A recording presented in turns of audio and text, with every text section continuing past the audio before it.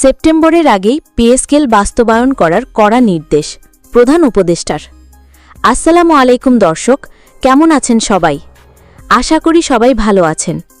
যারা এখনও আমাদের চ্যানেলটি সাবস্ক্রাইব করেননি, অনুগ্রহ করে সাবস্ক্রাইব করবেন এবং ভিডিওতে একটি লাইক দিবেন। আজকে নবম জাতীয় পে স্কেল নিয়ে একটি নতুন প্রতিবেদন প্রকাশ হয়েছে।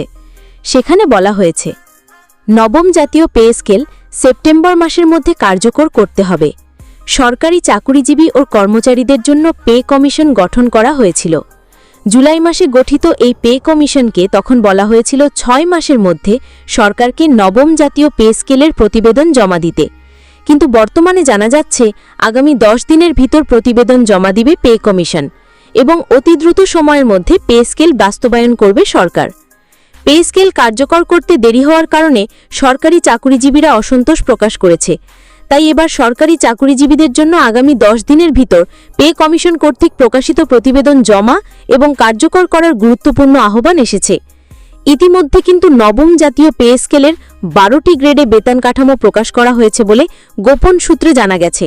আগামী ১০ দিনের ভিতর তা কার্যকর হবে এবং সেপ্টেম্বর মাসের বেতন ভাতা সরকারি চাকুরিজীবীরা নবম জাতীয় পে স্কেলের বেতন কাঠামো অনুযায়ী পাবেন বলে জানা গেছে। বাংলাদেশে প্রায় ১৫ লক্ষাধিক সরকারি কর্মকর্তা ও চাকুরিজীবী রয়েছেন। অবশেষে তাদের মুখে হাসি ফুটতে যাচ্ছে। তবে বর্তমানে অনেকে নবম জাতীয় পে স্কেলের বেতন কাঠামো ১২টি গ্রেডে কার্যকর হওয়ার খবর শুনে অনেক কুচক্রী মহলের বিরুদ্ধে লেখালেখি ও প্রতিবেদন প্রকাশ করছে। তবে এই বিষয়ে পে কমিশন হতে জানা যায়, এইবার কেউ কোনো কুচক্রী মহলের কথা কানে নিবে না। এইবার আমরা যেভাবেই হোক আমাদের দাবি মঞ্জুর করেই ছাড়ব ইনশাআল্লাহ। এবং জানানো হয়েছে সকল সরকারি চাকুরিজীবী ও কর্মচারীদের একসাথে হয়ে এসব কুচক্রী মহলকে দমিয়ে রাখার আহ্বান জানিয়েছেন।